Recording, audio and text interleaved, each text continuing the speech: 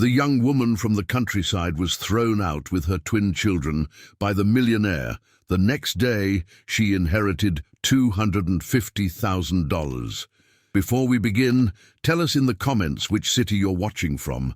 And at the end, don't forget to rate this story from 0 to 10. Enjoy the story. Emma Collins tucked a stray auburn curl behind her ear as she attempted to corral two energetic 4-year-olds into their winter coats. The late January morning had brought fresh snow to their small Vermont town, coating the world outside their modest rental home in a pristine white blanket. "Lily, please hold still for just 10 more seconds," Emma pleaded, wrestling with the zipper of her daughter's pink puffy jacket. "And Noah, where did your left mitten disappear to this time?" "I don't like mittens," Noah declared, his small face set in stubborn determination, an expression that never failed to remind Emma of his father. "They make my hands sweaty." "Duh, sweaty hands are better than frozen fingers," Emma countered, locating the missing mitten beneath the coffee table. "And Ms. Patty doesn't allow children with frozen fingers in her daycare. Because they might snap off," Lily added with solemn authority, finally cooperating with the zipper situation. "Like icicles." Emma suppressed a smile. "Fingers don't quite work like icicles, sweetie. But yes, we need to keep them warm." The twins were the center of Emma's world, exhausting, wonderful, and completely worth the daily chaos they created. Born with Noah arriving 7 minutes before his sister, they shared the same dark curls and striking grey-blue eyes, but their personalities couldn't be more different. Noah was thoughtful and intense, while Lily approached life with boundless enthusiasm and creativity. Neither child resembled Emma much at all. They were pure Harrison in appearance, a fact that served as a daily reminder of the brief, intense relationship that had produced them. Blake Harrison, even thinking his name still caused a complicated tangle of emotions. Anger, hurt, regret, and something else she refused to acknowledge. "Mommy, you're doing the sad thinking face again," Lily observed, patting Emma's cheek with her mittened hand. Emma quickly rearranged her features into a smile. "Just regular thinking, not sad thinking. Now, are we ready for daycare? I can't be late for work again this week."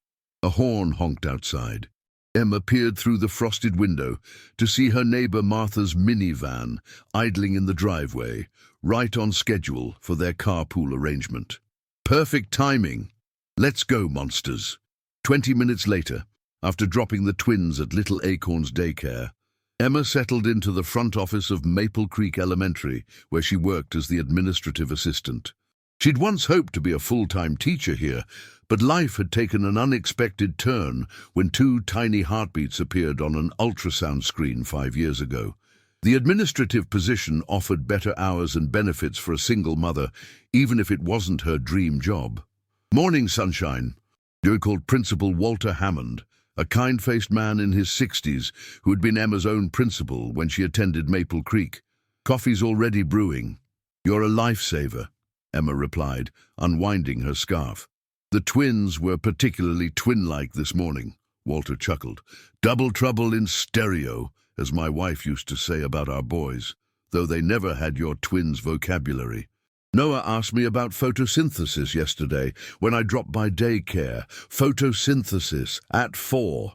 Emma smiled proudly. "He found my old college biology textbook and became obsessed with the pictures. I've been reading it to them at bedtime." "Most kids get fairy tales," Walter remarked. "They get those too," Emma assured him. But Noah specifically requested. She was interrupted by the phone ringing. "Maple Creek Elementary, how may I help you?" The morning passed in its usual routine of permission slips, attendance reports, and band-aids for minor playground injuries. By lunchtime, Emma was deeply focused on organizing the upcoming parent-teacher conference schedule when Walter appeared at her desk, looking unusually solemn. "Emma, could you step into my office for a moment?" Something in his tone made her stomach tighten. "Is everything okay? Are the twins?" "The twins are fine," he quickly assured her. "This is about something else entirely." She followed him into his office, where he closed the door, something he rarely did. "You might want to sit down," Walter suggested, gesturing to the chair across from his desk. Emma lowered herself slowly, her mind racing through possibilities. Was she being laid off? Had there been budget cuts? Walter removed his glasses, polishing them nervously on his tie.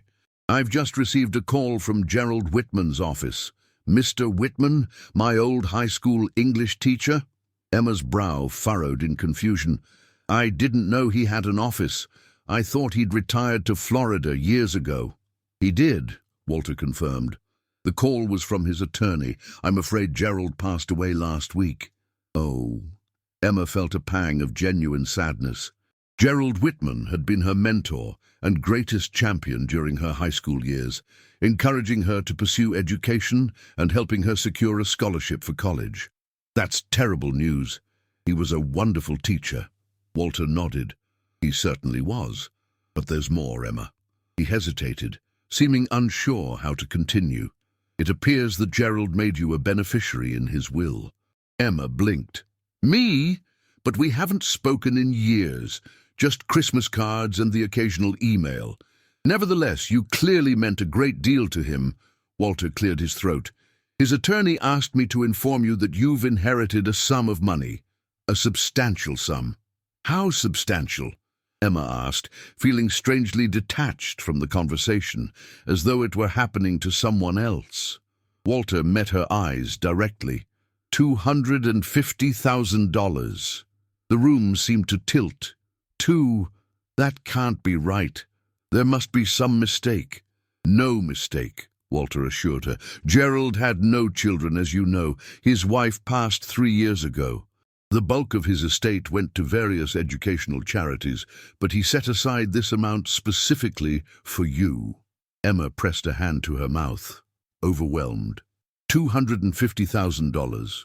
It was an incomprehensible sum to someone who had been stretching every paycheck, counting pennies and cutting coupons for 5 years. Someone who had been turned away from her twins' father's door when she'd needed help the most. "There's a letter for you as well," Walter continued, sliding an envelope across the desk. "The attorney couriered it over this morning." With trembling fingers, Emma took the envelope. Inside was a single sheet of paper covered in Gerald's familiar, precise handwriting. "Dear Emma, if you're reading this, I've finally run out of red ink to mark essays with. Don't be sad. At 87, I've had a good innings, as the British say. You might be wondering why I've left you this money. The simple answer is that of all the students I taught in 45 years, you were the one who most embodied what I believe education should be about. Not just learning facts, but growing in wisdom and compassion. I've followed your journey from afar. I know about the twins, about the struggles you've faced. I hope this gift provides you with choices you didn't have before. Perhaps finish that teaching degree you put on hold, or move somewhere with more opportunities for you and those bright children of yours. The money comes with no strings attached, only this advice from an old teacher. Life rarely follows the plot we outline for it. Sometimes the most beautiful stories come from the unexpected chapters. With affection and faith in your future, Gerald Whitman." Emma folded the letter carefully, tears blurring her vision. "I don't know what to say." "You don't have to say anything right now," Walter replied gently. "Take some time to process this.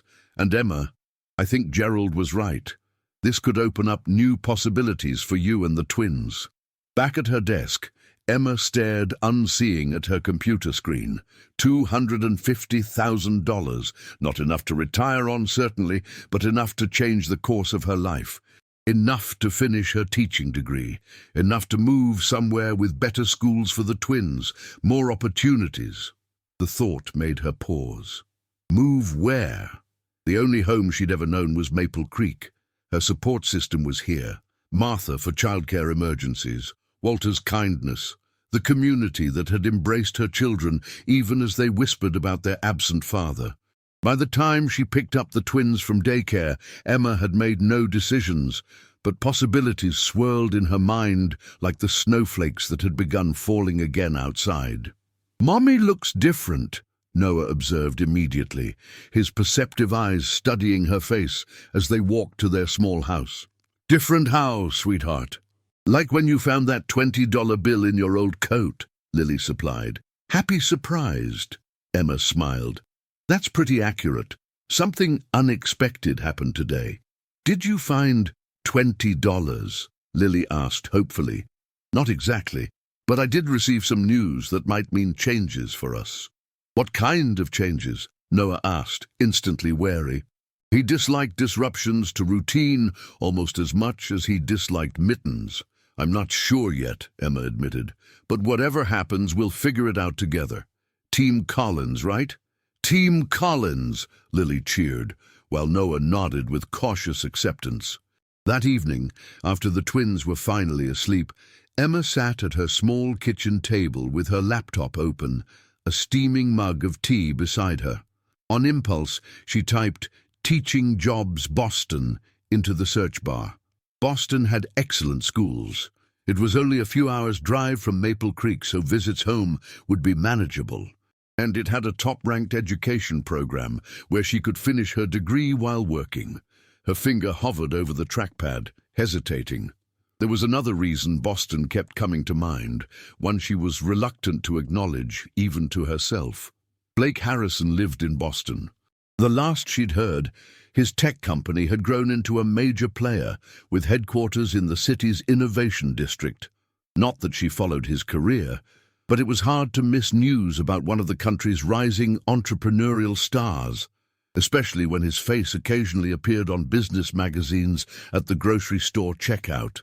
Emma took a deep breath and clicked on a job listing for an elementary school teaching assistant in Brookline, a Boston suburb known for its excellent schools.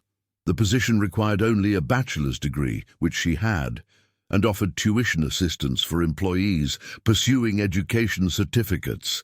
It seemed almost too perfect, a fresh start, a chance to finish what she'd started, better opportunities for the twins.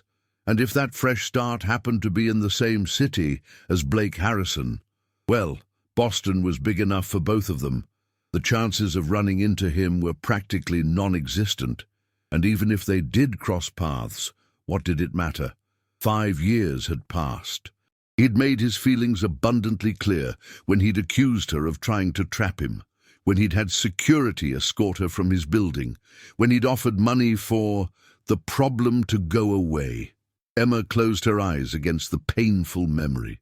She hadn't taken his money then, and she didn't need anything from him now. Gerald's unexpected gift meant she could make this move on her own terms. Opening her eyes, she began filling out the application, determination settling over her like armor. Boston represented possibility for her career, for the twins' education, for their future. She wouldn't let the ghost of Blake Harrison scare her away from that. By midnight, she had completed 3 job applications and researched apartment rentals in Brookline. It was terrifying and exhilarating all at once, like standing at the edge of a diving board, knowing the plunge was coming. Emma closed her laptop and walked quietly to check on the twins, finding them sprawled in their typical sleeping positions. Noah curled tightly around his favorite stuffed dinosaur, Lily spread-eagled across her bed as though attempting to claim maximum territory. "Life rarely follows the plot we outlined for it," she whispered, echoing Gerald's words. Whatever happened next, she would face it head-on, for herself, and for these 2 perfect complications who had changed her world. As Emma climbed into bed, her phone pinged with an email notification. She almost ignored it until morning, but curiosity got the better of her. Opening the message, she gasped. "Ms. Collins, thank you for your application to the Brookline Elementary Teaching Assistant position. Your qualifications have impressed our hiring committee, and we would like to schedule a video interview at your earliest convenience, preferably this week if possible. Our current assistant has accepted another position, creating an unexpected mid-year vacancy we hope to fill quickly. Please reply with your availability. Regards, Dr. Samantha Weber, Principal, Brookline Elementary." Emma stared at the screen in disbelief. She'd expected weeks of waiting, not an immediate response. The universe seemed to be propelling her forward faster than she'd anticipated, as though Gerald's gift had set off a chain reaction. "Well," she murmured to herself, setting the phone aside, "I guess we're really doing this." As she drifted towards sleep, Emma couldn't shake the feeling that her life was about to change in ways she couldn't possibly predict. Boston awaited, with its opportunities, its challenges, and yes, somewhere in that same city, Blake Harrison, blissfully unaware that his world was about to collide with hers once again. The for sale sign swung gently in the March breeze as Emma took one last look at the small house she'd called home for the past 4 years. It wasn't much, 2 bedrooms, 1 bathroom, a kitchen with outdated appliances, but it had sheltered them through difficult times. The twins had taken their first steps on that worn carpet. They'd celebrated birthdays in the tiny backyard. Every scratch on the doorframe marking their growth told a story. "Are you sad, Mummy?" Noah asked, slipping his hand into hers. At 4 years old, he was already unnervingly perceptive about emotions. Emma squeezed his small fingers. "A little bit. It's okay to be sad about leaving a place you love, even when you're excited about where you're going." "I'm not sad," Lily announced, twirling in circles on the front lawn. "Our new apartment has a swimming pool and an elevator." "An elevator," Emma corrected automatically. "That's what I said. An elevator. Can we go now? I want to ride in it 100 times. Martha's minivan pulled into the driveway, followed by Walter's sedan.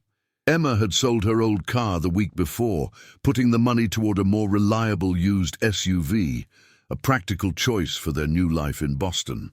"All packed up?" Walter asked, emerging from his car with a large picnic basket. "I brought road trip provisions. Nancy made her famous brownies. And I brought tissues," Martha added, brandishing a box, "for when this one inevitably starts crying." She pointed at Emma. "I'm not going to cry," Emma protested, even as her eyes grew suspiciously damp. "Maybe, probably not much."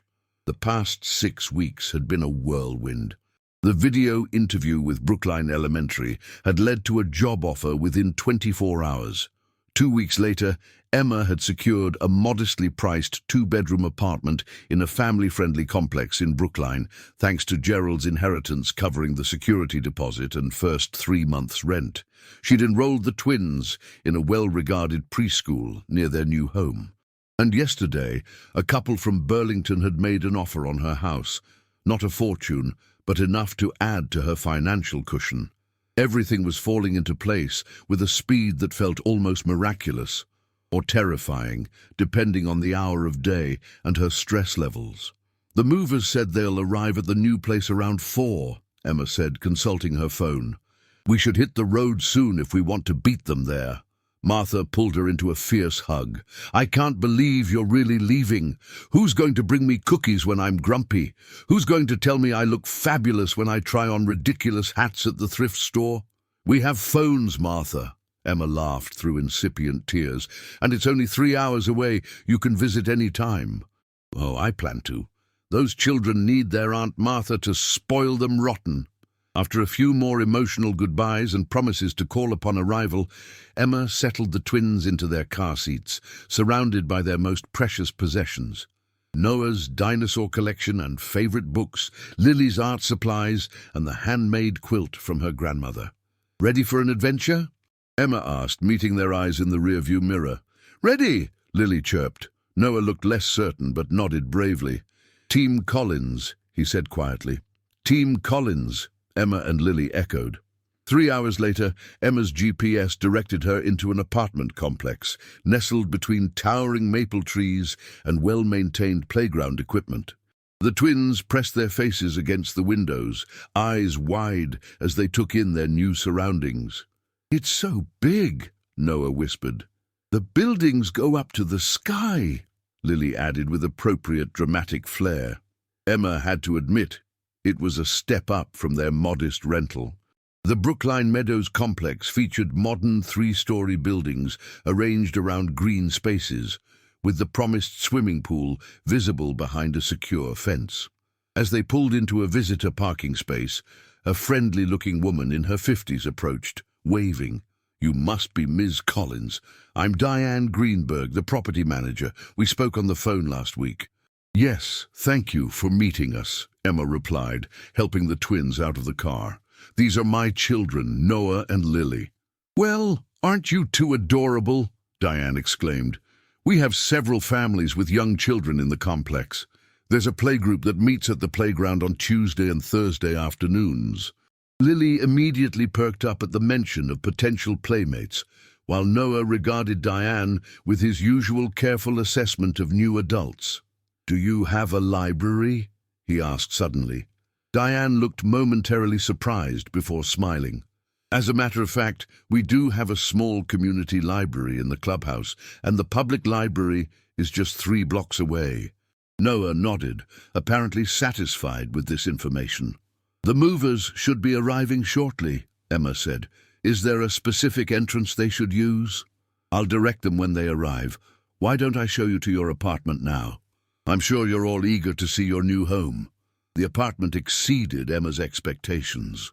Bright and airy, with large windows overlooking a courtyard garden, it featured an updated kitchen with stainless steel appliances, 2 good-sized bedrooms, and a small study nook that would be perfect for Emma's online coursework. The twins immediately raced from room to room, claiming territory and imagining possibilities. "This is my room," Lily declared, spinning in circles in the slightly larger of the 2 bedrooms. "We're sharing," Noah reminded her. "Mum said so." "We can put a curtain in the middle," Lily suggested, demonstrating with a sweeping arm gesture. "Your side can be boring and my side can be colorful." "My side is not boring," Noah protested. "It's organized." Emma left them to their negotiations and joined Diane in the living room. "The previous tenant left the place in excellent condition," Diane noted. "The carpets were professionally cleaned last week, and we've freshly painted throughout. Your security deposit and first 3 months' rent have been processed, so you're all set financially until June." "Thank you," Emma said, still marveling at how quickly everything had come together. "This is perfect for us." "Oh, and before I forget," Diane added, "your neighbor across the hall, Sophia Chen, asked me to let you know she's happy to help with anything you might need. She's lived here for 5 years and knows all the best local spots." "Ma'am, by the time the movers arrived, Emma had mapped out where each piece of furniture would go. The twins had established preliminary territorial boundaries in their shared bedroom, with only minor diplomatic incidents.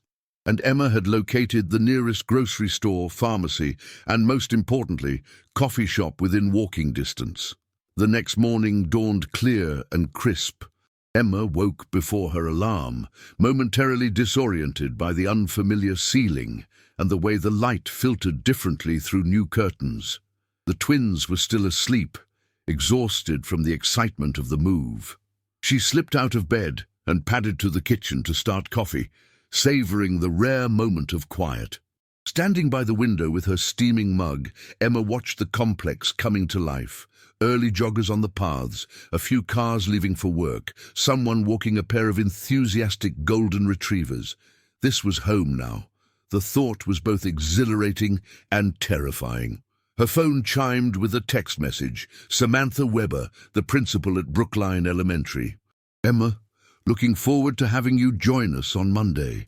If you'd like to stop by before then to see your classroom and meet a few colleagues, I'll be there today until 4. No pressure if you're still settling in." Emma smiled at the thoughtful message. Her job wouldn't officially start until Monday, giving her the weekend to get organized, but she was eager to see the school. Plus, it might be good for the twins to visit their new preschool today and ease some anxiety before their official first day. By 9:30, after a breakfast of slightly burnt toast, still learning the quirks of the new toaster, and scrambled eggs, the Collins family was dressed and ready to venture out into their new neighborhood. "Remember," Emma told the twins as they walked the 6 blocks to Little Sprouts preschool, "this is just a visit today. You'll start for real on Monday while I'm at my new school." "Will our teachers be nice?" Noah asked, clutching his dinosaur book like a shield. "I'm sure they will," Emma assured him, "and you'll make new friends too." "I'm going to make 20 friends," Lily declared. "Maybe 30. That's a lot of friends to keep track of," Emma remarked with amusement. "I have a big heart," Lily explained matter-of-factly. Little Sprouts Preschool occupied the renovated ground floor of a Victorian house with a fenced playground visible around back. As they approached the cheerful yellow door adorned with painted handprints, it swung open to reveal a smiling woman with short grey hair and bright purple glasses. "You must be the Collinses," she exclaimed warmly. "I'm Rita Gonzalez, the director here. We've been looking forward to meeting you." Emma introduced herself and the twins, who responded with their typical contrasting approaches. Lily immediately engaging, Noah hanging back to observe. "We thought we'd stop by today so the children could see the school before Monday," Emma explained. "If that's convenient." "Absolutely perfect timing," Rita replied. "We're having indoor garden day. The children are planting sunflower seeds to take home later this spring. Would you two like to join in?" Lily nodded enthusiastically, while Noah looked to Emma for reassurance. "Go ahead," Emma encouraged. "I'll be right here." As Rita led the twins to a table where other children were happily filling small pots with soil, a tall man with kind eyes approached Emma. "New parent?" he asked sympathetically. "I'm David Park. My daughter Zoe started here in January. The separation anxiety gets easier, I promise." Emma smiled gratefully. "Emma Collins. We just moved here from Vermont yesterday, and honestly, I think I might have more separation anxiety than they do," David laughed. "That's completely normal. Rita and her staff are amazing, though. Zoe talks about preschool all weekend." They chatted companionably while watching the twins integrate into the activity. Lily already chattering away with a little girl in overalls, Noah meticulously measuring soil with intense concentration. "They'll be fine," David assured her. "Kids are remarkably adaptable, more so than us adults usually." After the preschool visit, Emma took the twins for lunch at a nearby cafe before continuing on to Brookline Elementary. The red brick building occupied a full block, with manicured grounds and a modern playground visible from the street. Inside, the administrative assistant, a friendly woman named Gina, greeted them warmly and called Principal Weber, who appeared moments later. "Emma, so glad you could come by." Samantha Weber was a striking woman in her early 40s, with a sleek bob and an air of efficient warmth. She knelt down to the twins' eye level. "And you must be Noah and Lily. Your mom has told me so much about you." "Are you the boss of Mom's new school?" Lily asked. Samantha laughed. "I suppose I am, but we're all a team here." "Like Team Collins," Noah said, nodding seriously. "Exactly like that," Samantha agreed, straightening up. "Now, would you like to see where your mom will be working?" The tour revealed a bright, well-equipped school with engaged students and friendly staff. Emma's position as teaching assistant would rotate between 3 second-grade classrooms, supporting the lead teachers and working with small groups of students who needed extra help. "We're particularly excited about your background in early literacy," Samantha explained as they walked. "Our second-grade reading initiative could use someone with your passion." By the time they left the school, Emma felt a surge of excitement about Monday. This was why she'd made the move. Better opportunities, a chance to use her education in meaningful ways, excellent schools for the twins. Boston was going to be good for them. The weekend passed in a flurry of unpacking, organizing and exploring their new neighborhood. On Saturday morning, they discovered a farmer's market 2 blocks away. That afternoon, their neighbor Sophia stopped by with homemade cookies and insider tips about the best local takeout options. Sunday brought a trip to the nearby playground, where the twins tentatively made first connections with neighborhood children. Monday morning arrived with both anticipation and nerves. Emma had laid out everyone's clothes the night before, packed lunches, and set her alarm 30 minutes early.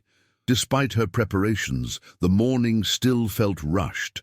A spilled cup of milk, a missing shoe found under the couch, Lily changing her mind about her hairstyle 3 times. "Everyone ready?" Emma asked, checking her watch for the 5th time. "We need to leave in 2 minutes." "I don't feel good," Noah announced suddenly, his small face serious. "My stomach hurts." Emma knelt beside him, recognizing the familiar signs of anxiety. "Are you worried about school?" He nodded, eyes downcast. "That's completely normal," she assured him. "Remember how much fun you had when we visited? And Ms. Rita said you can bring Rex to keep in your cubby." She pointed to the small plush T-Rex clutched in his hand. "What if the other kids don't like me? Then they're missing out on knowing the most interesting boy in Boston," Emma said firmly. "But I bet they will like you, just like your friends in Vermont did." After a few more reassurances, they finally made it out the door. Emma dropped the twins at Little Sprouts, managing to keep her own emotions in check as she said goodbye, then continued on to Brookline Elementary, arriving with 7 minutes to spare before her orientation meeting. The morning passed in a blur of paperwork, introductions, and training sessions. By lunchtime, Emma had met the 3 second-grade teachers she'd be supporting, learned the school's emergency procedures, and received her curriculum materials. Everyone was welcoming, but it was still overwhelming. New faces, new routines, new expectations. She was heading to the faculty lounge for lunch when her phone buzzed with a text from an unknown number. "Ms. Collins, this is Rita Gonzalez from Little Sprouts. Please call when you have a moment. Nothing serious, but we should talk about Noah's day so far." Emma's heart sank. First day, and already a problem. She found a quiet corner and called immediately. "Ms. Gonzalez, this is Emma Collins. Please, call me Rita, and really, don't worry. Noah is fine now. We just had a small incident this morning." "What happened?" "He became quite upset during circle time and refused to join the group. When we tried to encourage him, he hid in the reading corner and wouldn't come out for about 30 minutes. Emma closed her eyes briefly. This wasn't entirely unexpected. Noah had always struggled with large group activities, preferring one-on-one interactions or independent pursuits. "I'm so sorry. He's sensitive to new situations and gets overwhelmed easily." "Oh, we understand completely," Rita assured her. "That's not why I called. Actually, I wanted to tell you how we resolved it. One of our teachers, Mr. Jason, simply sat quietly nearby, reading a book about dinosaurs. Eventually, Noah came out on his own and asked a question about velociraptors. They ended up having quite an educational conversation, and Noah has been participating beautifully ever since." Relief washed over Emma. "Thank you for being so understanding with him." "Every child adjusts differently," Rita said warmly. "We just wanted you to know so you wouldn't worry if he mentions being upset this morning. He's currently helping organize our classroom library by subject matter. His suggestion, and actually quite helpful." After finishing the call, Emma leaned against the wall, emotion catching in her throat. This was why she'd researched preschools so carefully. Finding one that would understand Noah's temperament had been a priority. The rest of her first day went smoothly. By 3 o'clock, she had assisted with a math lesson, worked one-on-one with 2 students struggling with reading comprehension, and started learning the school's online grading system. When the final bell rang, she gathered her things and headed out to pick up the twins, feeling cautiously optimistic about their new beginning. The twins were full of stories on the walk home. Lily had indeed made several new friends and had been chosen as line leader, while Noah had discovered the classroom had a comprehensive collection of books about extinct animals and had appointed himself their caretaker. "And Mr. Jason knows everything about dinosaurs," Noah informed her seriously. "He said tomorrow we can talk about why some had feathers." "That sounds fascinating," Emma replied, making a mental note to thank this Mr. Jason personally for connecting with her son. They were nearly home when Emma's phone rang, an unknown Boston number. "Hello? Emma Collins?" a crisp female voice inquired. "Yes, this is she. This is Patricia Hammond, HR Director at Nexus Innovations." Our CEO has requested a meeting with you tomorrow at 11 a.m. Emma nearly stumbled on the sidewalk. Nexus Innovations was Blake Harrison's company. Why would they be calling her? I think there must be some mistake, she said carefully, guiding the twins around a puddle. I don't have any business with Nexus Innovations. There was a pause on the other end. Mr. Harrison specifically requested this meeting. He indicated it was regarding a personal matter. Emma's pulse quickened. How did Blake even know she was in Boston? They hadn't had any contact in 5 years. I'm afraid that won't be possible, Emma replied, struggling to keep her voice steady. I've just started a new job, and I can't take time off so soon. Mr. Harrison is willing to meet after work hours, if that's more convenient. He was quite insistent that this matter is urgent. Something in the woman's tone made Emma pause. Did Blake know about the twins? Had he somehow found out they were his children? But how? What exactly did Mr. Harrison say this meeting was regarding? Emma asked. He didn't provide specifics, only that it concerned a shared personal matter that requires immediate attention. Emma looked down at her children. Blake's children, walking innocently beside her, unaware that their world might be about to change again. For 5 years, she'd protected them from the man who had rejected them before they were even born. She'd built a life without him, raised 2 amazing children without his help or influence. But now they were in his city, and somehow he knew. Please tell Mr. Harrison that if he wishes to speak with me, he can call me directly, Emma said finally, her voice firmer than she felt. I don't appreciate being summoned to his office like an employee. After ending the call, Emma stared at her phone, half expecting it to ring immediately. When it remained silent, she exhaled slowly, trying to process what had just happened. How had Blake discovered she was in Boston? What did he want after all this time? And most importantly, what would this mean for her children? As they reached their apartment building, Emma made a silent promise to the twins. Whatever Blake Harrison wanted, whatever storm might be coming, she would protect them with everything she had. Team Collins had weathered difficult times before. They would face this together too, but as she unlocked their apartment door, Emma couldn't quiet the whisper of worry in her mind. Blake Harrison had resources and power she could never match. If he decided he wanted a place in his children's lives now, after rejecting them so cruelly before, did she have any real way to stop him? The next morning, Emma stood in front of her bathroom mirror, applying mascara with an unusually unsteady hand. She'd barely slept, her mind racing with possibilities and fears about Blake Harrison's sudden reappearance in her life. Mommy, Lily took my dinosaur encyclopedia, Noah's indignant voice carried from the kitchen. I just wanted to look at the pictures, Lily protested. And he has 20 million dinosaur books anyway. Emma closed her eyes briefly, summoning patience. Lily, please return Noah's book. Noah, remember what we said about sharing.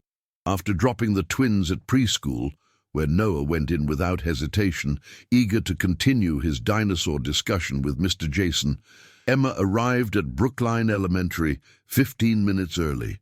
She needed to speak with Principal Weber. Come in, Samantha called in response to Emma's knock. She looked up from her computer with a smile that faded slightly as she registered Emma's expression. Everything okay? Emma closed the door and took a seat. I hope so. I wanted to let you know about a personal situation that might require some flexibility this week. She took a deep breath. My twins' father has apparently discovered we've moved to Boston. He's requested a meeting. Samantha's eyebrows rose slightly. I see. Is this a concern? You seem worried. It's complicated, Emma admitted. We haven't had any contact in 5 years. He doesn't know the twins, and they don't know him. She hesitated, then decided honesty was necessary. When I told him about the pregnancy, he accused me of trying to trap him for his money and wanted nothing to do with us. Oh, Emma, Samantha said softly, I'm so sorry. I've moved past it, Emma said quickly. But his sudden interest now is concerning. I may need to meet with him, possibly with a lawyer present. I wanted to be upfront about that. Of course, Samantha assured her. Family comes first. Just keep me posted about any schedule adjustments you might need. Feeling somewhat relieved, Emma headed to her first classroom of the day. As she helped second graders practice addition with manipulatives, her phone remained silent. No calls from Blake or his company. The morning passed, then lunch, then afternoon reading groups. By the final bell, Emma had almost convinced herself that Blake had changed his mind. Then her phone vibrated with a text as she walked to pick up the twins. "Emma, this is Blake Harrison. We need to talk. Today. I'll come to you if necessary." Her heart pounded as she stared at the message. After 5 years, seeing his name on her screen felt surreal. "How did you find me?" she typed back. The response came immediately. "Does it matter? This isn't about the past." "It's about Noah and Lily, so he did know about the twins." Emma stopped walking, trying to gather her thoughts. "I'm picking them up now from preschool. I can meet at 6 p.m. at the Starbucks on Harvard Street. Just me." There was a pause before his reply. "Fine, 6 p.m. Emma slipped her phone back into her pocket, hands trembling slightly. In 3 hours, she would face Blake Harrison for the first time since that horrible day in his office, when security had escorted her from the building after he'd accused her of fabricating the pregnancy for financial gain. By the time she reached Little Sprouts, she had composed herself enough to greet the twins with her usual enthusiasm. "How was your day, my little monsters?" "Great," Lily exclaimed. "I painted a picture of our family for the All About Me wall. I put you and me and Noah and Rex the dinosaur, and I got to feed the class goldfish." "That sounds wonderful, sweetheart," Emma said, helping her into her jacket. "What about you, Noah?" "Mr. Jason brought in real fossils today," Noah reported, his eyes wide with wonder. "Real ones, Mom. From millions and millions of years ago. I got to hold a piece of petrified wood that was 200 million years old." "Wow, that's incredible," Emma replied, genuinely impressed, despite her distracted state. "This Mr. Jason sounds pretty special." "He's super nice," Lily added. "He helped me make a friendship bracelet for my new friend Zoe. He said boys can wear them too, but Noah didn't want one." "I don't wear jewelry," Noah explained seriously. "It's impractical for paleontologists." Emma smiled despite her anxiety. Their enthusiasm for their new school was reassuring. At least that part of the move was working out as she'd hoped. At home, she settled the twins with a snack and educational tablets while she called Martha. "The prodigal friend returns," Martha answered cheerfully. "How's big city life treating you?" "It was fine until yesterday," Emma replied, then explained about Blake's sudden reappearance. "That snake," Martha spat when Emma finished. "What does he want after all this time? Money? Because if he tries to get any of Gerald's inheritance—" "I don't think it's about money," Emma interrupted. "He has plenty of his own now. I'm more worried he might want access to the twins. After rejecting them before they were even born? He doesn't deserve to breathe the same air as those children." "I know," Emma sighed, "but legally he is their father. If he decides to pursue partial custody, has he even established paternity legally?" Martha demanded. "His name isn't on their birth certificates, right? You made sure of that."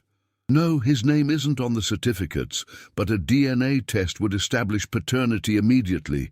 They look just like him, Martha." "Well, don't agree to anything tonight. Don't sign anything. And if he threatens you in any way, you call me immediately, and I'll be in my car so fast." "He won't threaten me," Emma said, though she appreciated Martha's protective instinct. "This is a public meeting in a coffee shop. I need to know what he wants." After ending the call, Emma arranged for Sophia from across the hall to watch the twins for an hour, explaining she had an important meeting. Then she changed from her work clothes into dark jeans and a simple emerald sweater that brought out the green in her eyes. Not that she cared what Blake thought of her appearance, but armor came in many forms. At 5:45, she walked into the Starbucks on Harvard Street, ordered a latte, and selected a table near the back with a clear view of the door. Her hands were steady now, her resolve firm. Whatever Blake wanted, she would handle it with dignity and strength. At precisely 6 o'clock, the door opened, and Blake Harrison walked in. 5 years had treated him well. He was still lean, but had filled out slightly, his shoulders broader in his perfectly tailored charcoal suit. His dark hair was cut shorter than she remembered, emphasizing the sharp angles of his jaw and cheekbones. As he scanned the room, Emma caught the flash of those distinctive grey-blue eyes, the same eyes her children had inherited, their gazes locked. For a moment, neither moved. Then Blake strode purposefully toward her table, his expression unreadable. "Emma," he said, his deep voice sending an unwelcome shiver of recognition through her.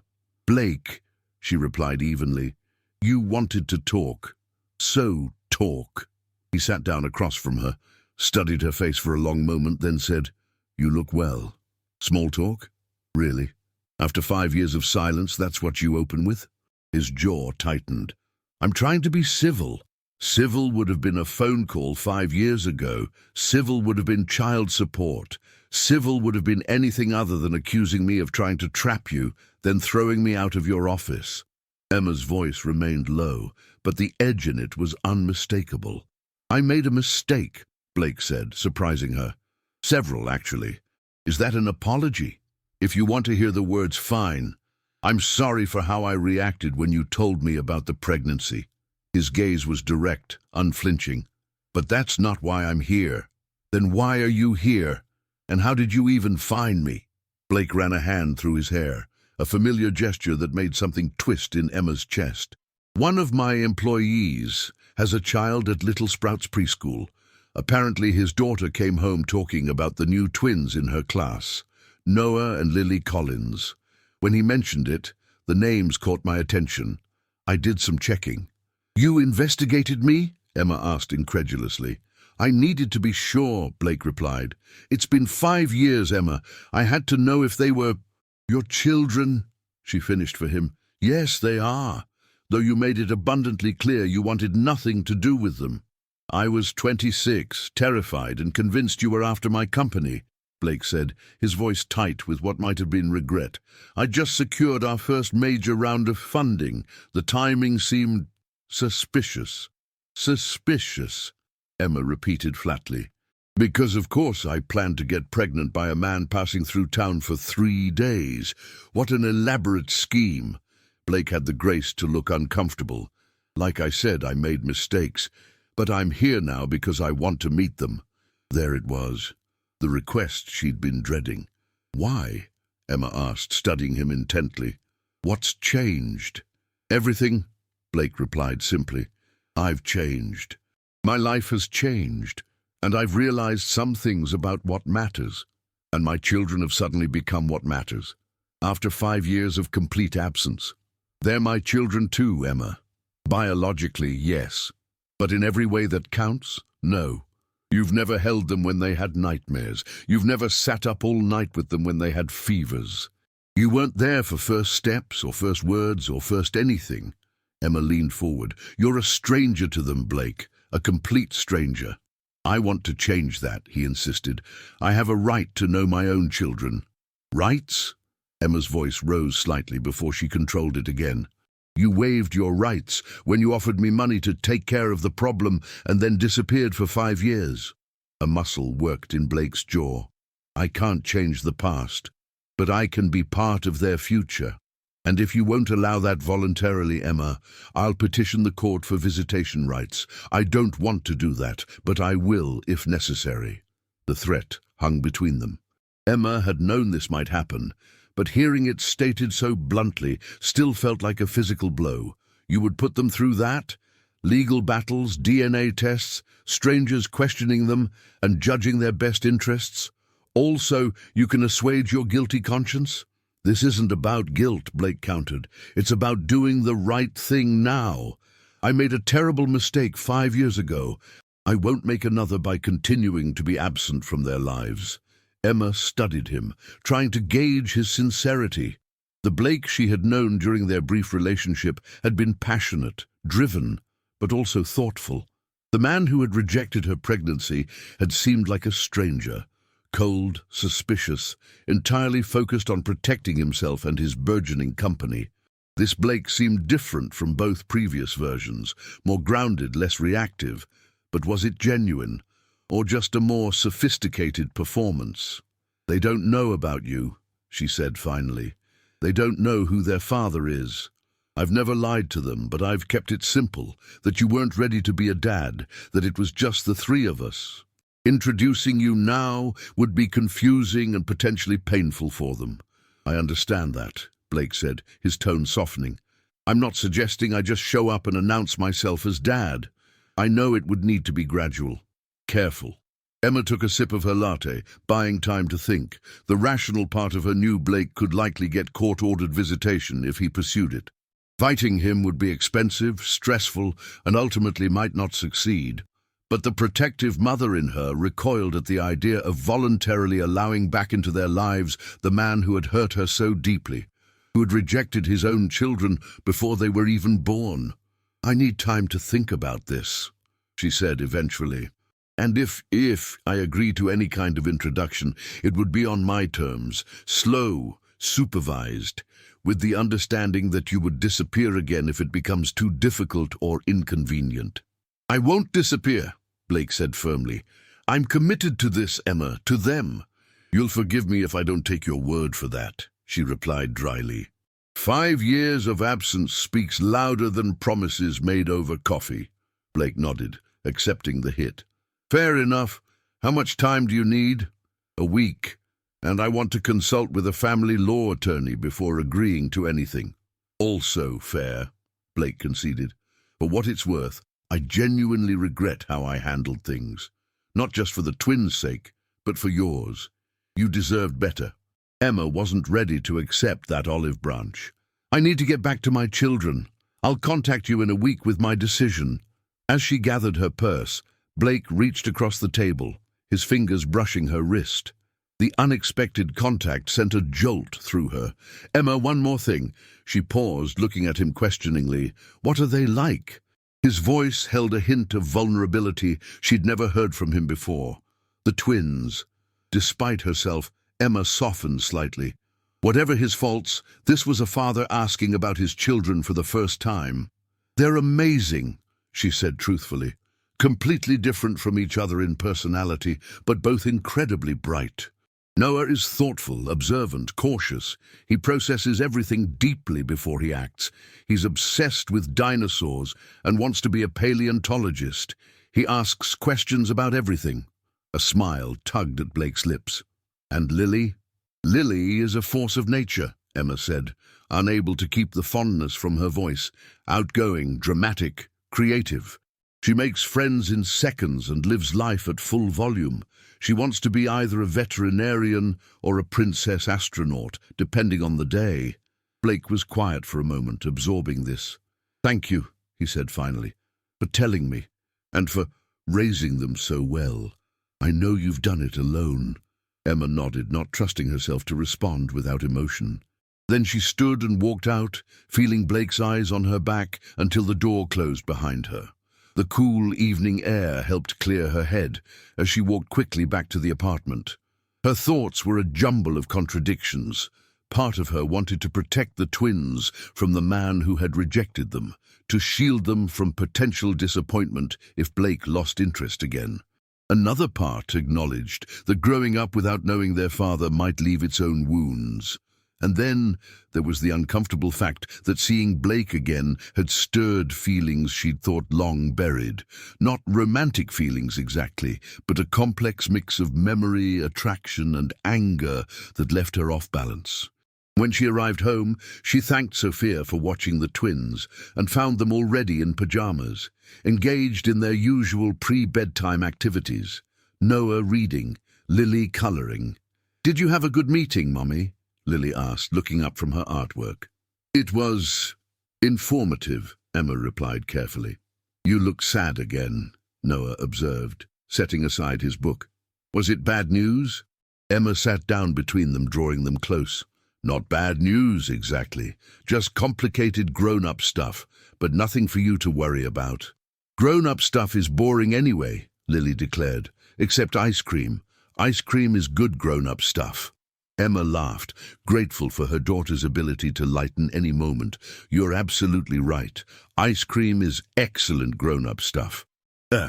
After tucking them in and reading 2 chapters of Charlotte's Web, a compromise between Lily's request for 3 chapters and Noah's preference for 1, Emma settled on her couch with her laptop and a glass of wine. She typed "Family Law Attorneys Boston" into the search bar, then paused. Her phone buzzed with a text. She expected Blake, but it was Martha. Well, what did the snake want? Emma typed back, "To meet the twins, says he's changed, wants to be part of their lives, threatened legal action if I refuse." Martha's response was immediate. "That entitled jerk. What are you going to do?" "I don't know yet. Told him I needed a week to decide. Going to talk to a lawyer. Good plan. Whatever you decide, I'm here for you. Team Collins has reinforcements." Emma smiled at the message, grateful for Martha's unwavering support. She resumed her internet search, making a list of attorneys to contact tomorrow. Her phone buzzed again. Blake this time. "I meant what I said tonight. I know I have a lot to make up for, but I'm committed to being in their lives now. Thank you for agreeing to consider it." Emma stared at the message, uncertain how to respond. Finally she typed, "For what it's worth, I hope your intentions are genuine. They deserve that much." She set the phone aside and closed her eyes, suddenly exhausted. Tomorrow would be another day of navigating this new reality, continuing to build their life in Boston while figuring out how Blake might fit into it. For better or worse, their carefully constructed world of 3 had been irrevocably altered. Team Collins was facing its biggest challenge yet. The following morning brought a fresh complication.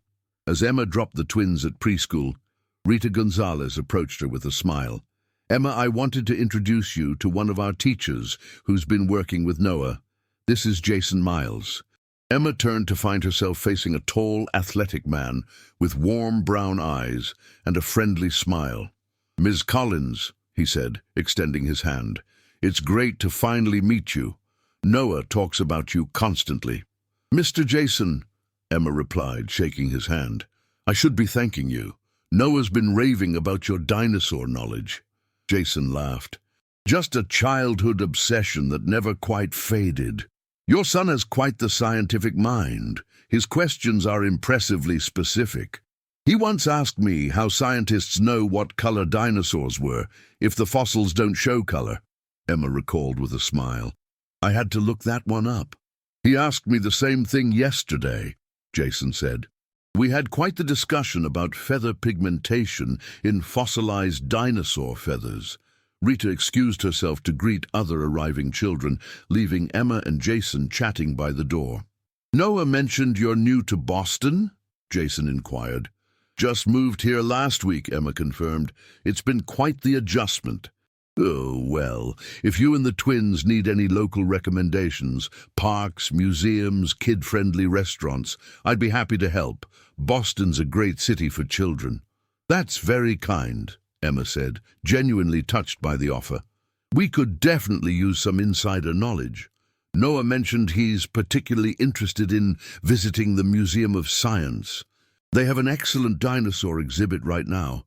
He talks about it constantly," Emma admitted. "It's on our weekend list." "The museum can be overwhelming for first-timers," Jason said. "There's a less crowded entrance on the Cambridge side that locals use, and if you go Sunday mornings right when they open, the dinosaur hall is practically empty." "That's excellent advice," Emma replied, glancing at her watch. "I should get going. New job, don't want to be late." "Of course," Jason nodded. "It was nice meeting you, Ms. Collins." "Emma," she corrected with a smile. "And thank you again for helping Noah adjust. It means a lot." As she walked to Brookline Elementary, Emma found herself smiling. It was nice to meet someone who clearly appreciated Noah's unique personality. Jason seemed genuinely kind and interested in helping her children settle in.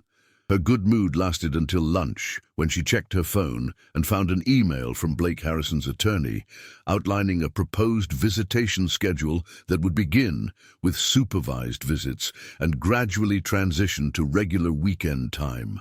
Emma stared at the screen in disbelief. Less than 24 hours after their coffee shop conversation, and he was already involving lawyers. So much for giving her a week to think about it.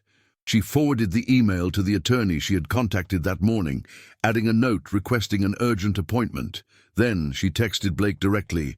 Sending legal proposals less than a day after asking me to trust you doesn't exactly build confidence. I thought we agreed I had a week to consider this. His reply came minutes later. The attorney was just being thorough. I'm not filing anything without talking to you first. The week still stands. Emma put her phone away, unsettled.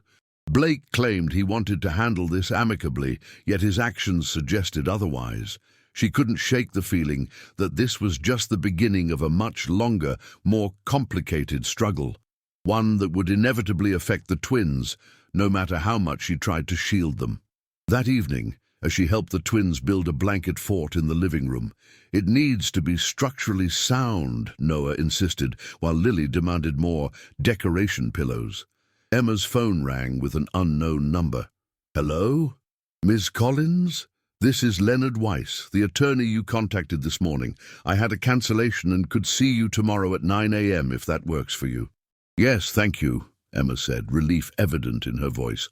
"I appreciate you fitting me in so quickly." After ending the call, Emma looked at her children, happily arranging books and stuffed animals in their completed fort. They deserved stability, security, love. Whatever happened with Blake, she would make sure they had those things. But as she joined them in the fort for story time, Emma couldn't help wondering if their lives were about to become more complicated than she could possibly prepare them for. Attorney Leonard Weiss was blunt in his assessment. Biologically, he is their father. Courts generally favor maintaining relationships with both parents unless there's clear evidence of harm. Emma sat in his well-appointed office clutching a coffee cup, but he rejected them completely for 5 years, which is problematic but not insurmountable for him legally, Leonard explained, especially given his resources. Fighting this could be lengthy and expensive, with no guaranteed outcome. "So I just have to accept him walking into their lives?" Emma asked, frustration evident. "I'm suggesting a negotiated agreement on your terms. Controlled introduction, supervised visits initially with clear boundaries, better than court-imposed terms." The attorney's advice made sense, even if Emma hated it. After the meeting, she called Blake. "I'm willing to discuss a gradual introduction," she said carefully, "but on my terms, with their emotional well-being as the priority." "Thank you," Blake replied, his relief audible. "I'll follow your lead on this." Over the next week, Emma navigated her new normal, working at Brookline Elementary, where she was building relationships with students and colleagues, helping the twins adjust to their new preschool, where Noah was thriving under Jason's attentive teaching, and negotiating with Blake through their attorneys. The plan they ultimately created would begin with Blake meeting the twins as Mr. Blake, a friend of their mother's for short, supervised interactions. Only after several successful meetings, and with the guidance of a child psychologist, would they consider explaining his actual relationship. Saturday afternoon arrived, the scheduled first meeting at a local playground. Emma dressed the twins warmly against the early April chill. "Are we meeting someone special at the park?" Lily asked, always perceptive about changes in routine. "Yes," Emma answered honestly. "A friend of mine named Blake. He's looking forward to meeting you both." Noah looked uncertain. "Will we still get to play on the swings?" "Absolutely," Emma assured him. "This is just a quick hello." Blake was waiting when they arrived, casually dressed in jeans and a sweater, a stark contrast to his usual business attire. He seemed nervous, shifting his weight as they approached.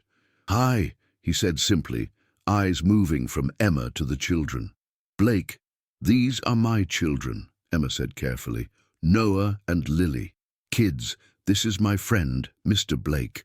Lily stepped forward immediately. "Do you like the swings? I can go super high." "The swings are great," Blake replied, visibly relaxing at her openness. "I haven't been on one in years, though." That's sad, Lily declared. Grown-ups should swing too. It makes your heart happy. Noah remained beside Emma, studying Blake with that intense focus he reserved for new people. Emma recognized the moment he made the connection, his eyes widening slightly as he noted the similarities between his own features and Blake's. "Your eyes are like mine," Noah observed quietly. Blake nodded, clearly moved by the observation. "Yes, they are. I noticed that too." The next 30 minutes passed more smoothly than Emma had dared hope. Blake pushed Lily on the swings, listened attentively to Noah's detailed explanation of different dinosaur hunting strategies, and maintained a respectful distance from Emma. When it was time to leave, Lily asked brightly, "Will you come play again, Mr. Blake?" "I'd like that," Blake replied, looking at Emma questioningly. "Maybe next weekend," Emma allowed.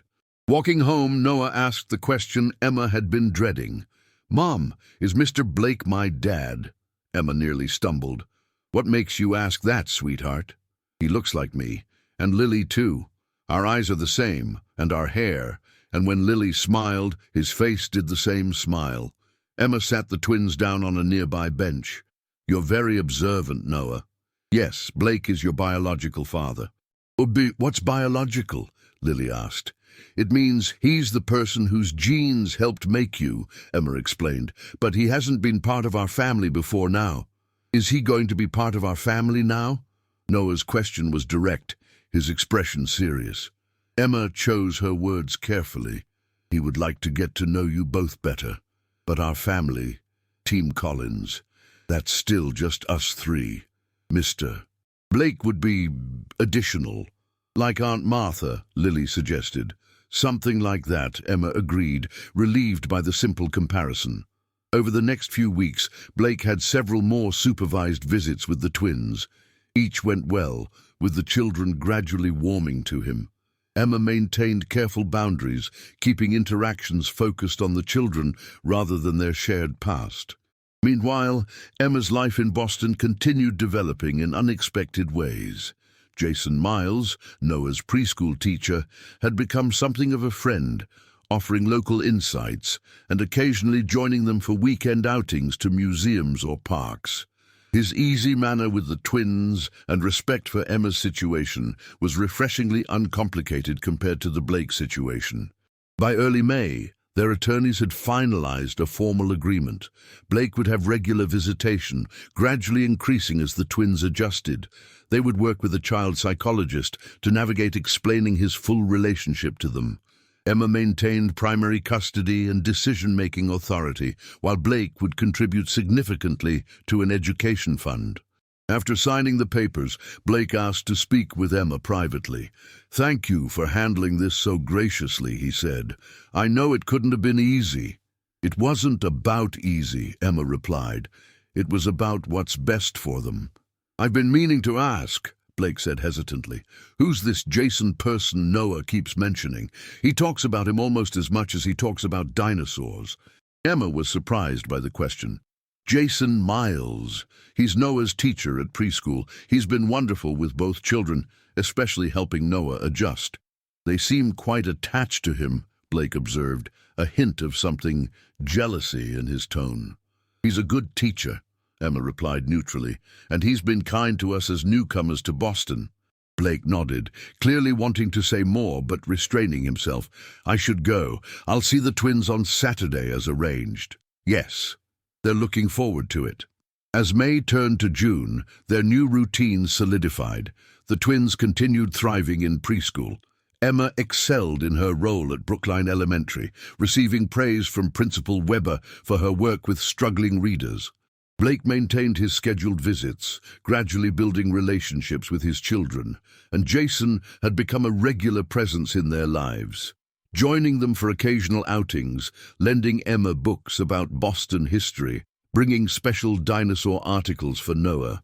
One warm Saturday evening, after the twins were asleep, Emma sat on her small balcony, reflecting on how dramatically her life had changed in just a few months. The inheritance that had seemed like her biggest news in January had been eclipsed by all that followed: the move to Boston, Blake's reappearance, new friendships, new possibilities. Her phone chimed with a text from Jason. "The Children's Museum is hosting a special dinosaur exhibit next weekend. Noah would love it.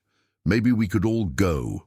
As Emma typed her reply, she realized that despite all the complications and unexpected turns, they were building something good here.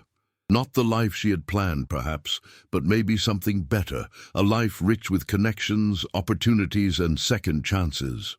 For Team Collins and all the new additions to their circle, the future held promise. Summer arrived with unexpected intensity, bringing sweltering heat to Boston. Emma's apartment, charming in spring, became stifling despite its window air conditioning units. The twins, restless in the confined space, needed more outlets for their boundless energy. "The community pool opens at 10, Sophia suggested one particularly hot Saturday morning, finding Emma fanning herself in the hallway after retrieving mail. "We're actually heading to the beach with Jason today," Emma replied. "He says it's more bearable by the water." "Ah, Teacher Jason," Sophia said with a knowing smile. "The twins talk about him constantly. And you've been spending quite a bit of time with him outside school hours."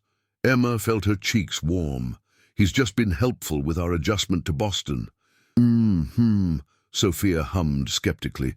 "Well, enjoy your not date at the beach." The beach trip proved perfect. A gentle breeze off the water made the heat tolerable, and the twins delighted in building elaborate sand castles under Jason's architectural guidance. "This is the best day ever," Lily declared, burying Jason's feet in sand. "Every day is the best day ever with you," Jason laughed, his eyes meeting Emma's over Lily's head. Something warm and unfamiliar fluttered in Emma's chest. Jason had become important to all of them over the past months, reliable, kind, genuinely interested in the twins' development. Unlike her complicated history with Blake, this relationship was straightforward, built on mutual respect and shared joy in the children. The next morning, Emma received an unexpected call from Blake. "I need to reschedule this afternoon," he said, sounding harried. "Emergency board meeting." Emma suppressed her irritation. "The twins are looking forward to seeing you. They made cards." "I'm sorry," Blake replied, genuine regret in his voice. "Business emergency. I'll make it up to them next weekend. Maybe take them to the aquarium." After hanging up, Emma faced two disappointed children. "But we made special cards with dinosaur stickers," Noah said, lower lip trembling. "I know, sweetheart. Sometimes grown-ups have emergencies at work." "Jason never cancels," Lily observed with 4-year-old bluntness. "He promised to show us the butterfly garden today, and he will." Emma hesitated, then called Jason, explaining the situation. His response was immediate. "Tell them to keep their swimsuits on. I'll pick you all up in 30 minutes. The butterfly garden is beautiful today." By August, a subtle shift had occurred. Blake's work frequently interfered with scheduled visits, always with profuse apologies and promises to make it up next time. Meanwhile, Jason had become a fixture in their lives, joining them for dinner twice weekly, helping Noah research dinosaur facts for his encyclopedia, teaching Lily how to cartwheel in the park. One evening, after the twins were asleep, Jason lingered in Emma's living room. "I've been wanting to talk to you about something," he said, uncharacteristically serious. "These past months with you and the twins have been incredible."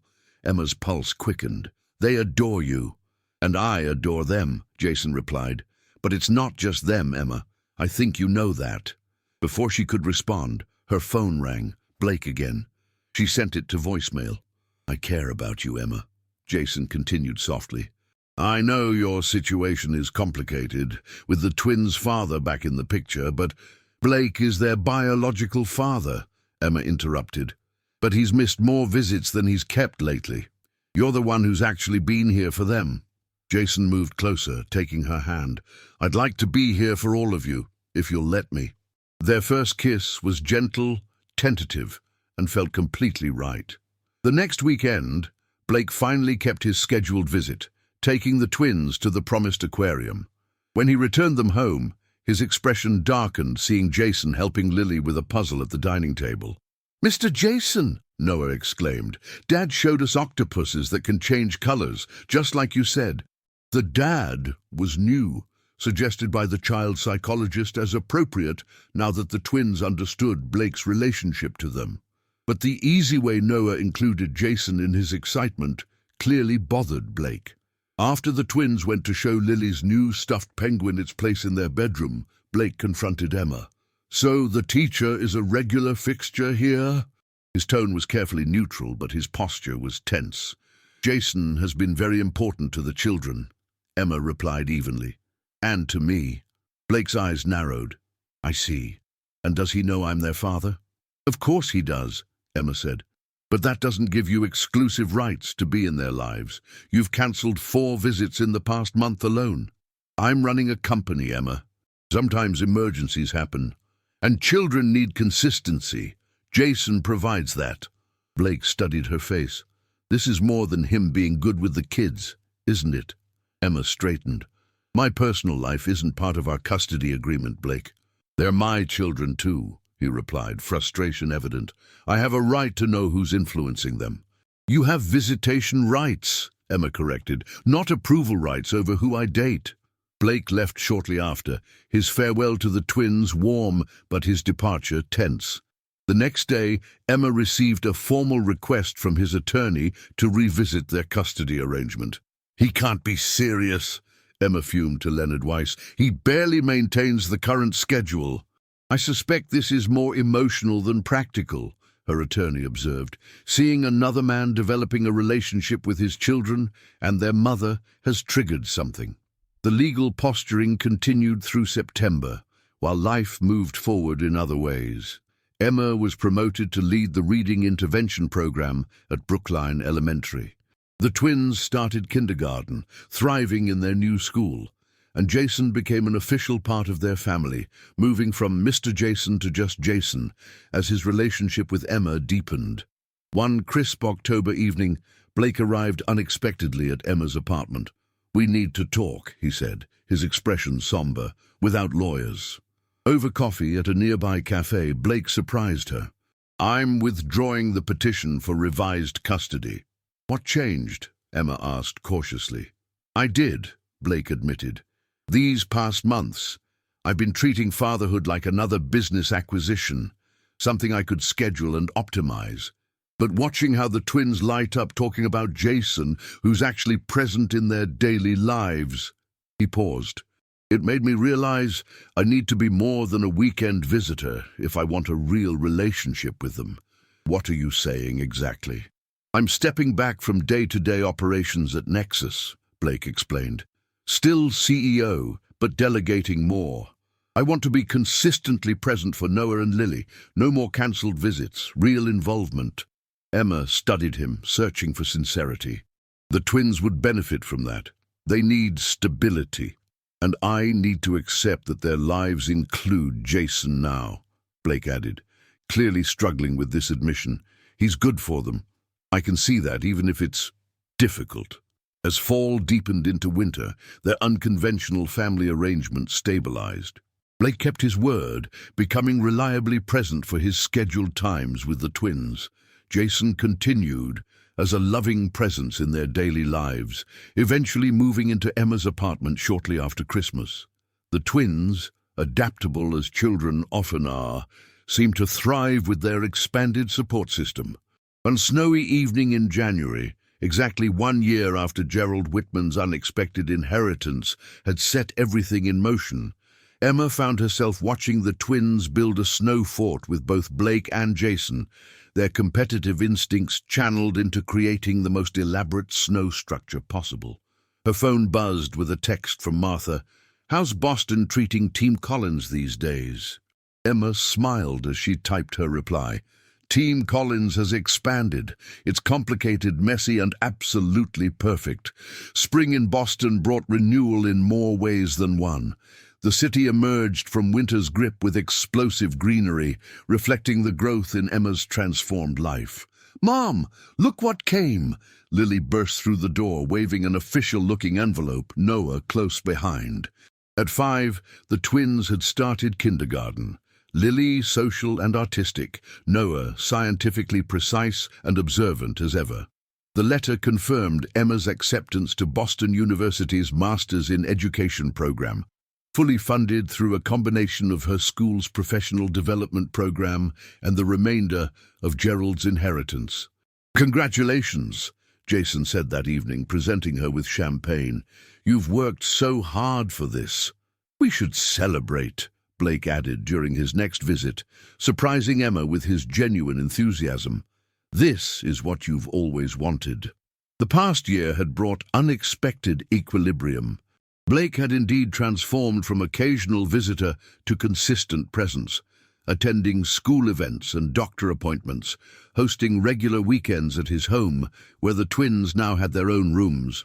Jason had seamlessly integrated into their daily lives, his steady affection providing balance to Blake's more intense parenting style. The initial tension between the men had gradually evolved into a wary respect centered on their shared priority, the twins' well-being. Emma's career flourished at Brookline Elementary, her reading program showing measurable success. The master's program would allow her to expand her impact while maintaining her position. "I've been thinking," Jason said one evening as they prepared dinner, the twins building Lego creations with Blake in the living room. "Your apartment lease ends next month." Emma nodded, dicing vegetables. "I know. I should talk to Sophia about renewing. Or," Jason said carefully, "we could look for a house, something with a yard, room to grow." Emma set down her knife. "Are you suggesting—" Jason smiled. "I'm suggesting that Team Collins deserves more space, and that I'd like to be part of that team officially." 2 days later, Blake requested a private conversation during drop-off. "I've received an offer to expand Nexus to London," he explained. "It would mean traveling there monthly for at least a week." Emma tensed, preparing for another disruption in the twins' schedule. "I've decided to decline," Blake continued, surprising her. "5 years ago I would have jumped at it without hesitation. But now—" He glanced toward the twins playing nearby. "Some things matter more than business expansion." "That's quite a change from the Blake Harrison I knew," Emma observed. "Fatherhood changes priorities," he replied simply. Summer arrived with new developments. Emma and Jason found a charming colonial in a family-friendly neighborhood with excellent schools. Blake purchased a home 3 streets away, close enough for the twins to easily move between households, yet respecting appropriate boundaries. The 4-bedroom house provided space for Emma's growing family and career aspirations. 1 bedroom became a dedicated study for her master's work. The backyard, with its ancient oak tree, proved perfect for the swing set Blake and Jason surprisingly collaborated to build, Blake providing architectural plans, Jason handling construction. In August, exactly 18 months after arriving in Boston, Emma stood in her new kitchen watching through the window as Noah explained dinosaur evolution to his sister and both fathers. Blake pointed out scientific details, while Jason asked engaging questions, the twins absorbing attention from both men. Martha, visiting for the weekend, joined Emma at the window. "Well," she said, shaking her head in amazement, "when you left Vermont, I never imagined this scenario." Emma smiled. "Me neither. It's not conventional, but it works." "Because you made it work," Martha corrected. "You created this strange, wonderful family through sheer determination and an open heart." That evening, after the twins were asleep and Blake had returned to his home, Jason handed Emma a small velvet box. "I was going to plan some elaborate proposal," he admitted. "But watching you today, seeing how you've woven this complex family together with such grace, I couldn't wait." The ring was simple and elegant, a sapphire surrounded by tiny diamonds. "Yes," Emma said before he could even ask the question. Later, lying awake beside Jason, Emma reflected on Gerald Whitman's parting words. "Life rarely follows the plot we outline for it. Sometimes the most beautiful stories come from the unexpected chapters. How right he had been. The inheritance that brought them to Boston had seemed like the biggest twist in her story, but it was merely the first domino in a cascade of changes she could never have anticipated. The young woman who'd left Vermont with 2 children and uncertain prospects had found not just financial security, but a rich, complex family structure none of them could have designed, but which served the twins perfectly. Blake's ambition and intelligence, balanced by Jason's steadiness and warmth, all grounded by Emma's unwavering commitment to their well-being. The twins' birthday approached in September, 6 years old, impossibly grown from the tiny babies she'd once protected so fiercely. They would celebrate together, this unconventional family, united by love for 2 children who now had more support than Emma could have ever provided alone. Team Collins had indeed expanded, evolving beyond blood ties to create something uniquely their own. A family bound not by convention, but by choice, compromise, and the simple recognition that love takes many forms, all of them valid when centered on children's needs. As Emma drifted towards sleep, she thought of how far they'd all come. The bitter tech entrepreneur transformed into a devoted father, the small-town teacher building a career in education leadership, the kind preschool teacher becoming a stepfather, and 2 children thriving with multiple adults committed to their happiness. Sometimes the hardest beginnings led to the most beautiful outcomes.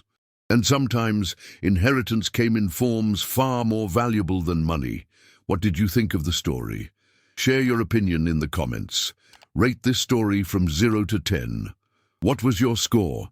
Subscribe to the channel and turn on the notification bell to follow all our stories and have fun.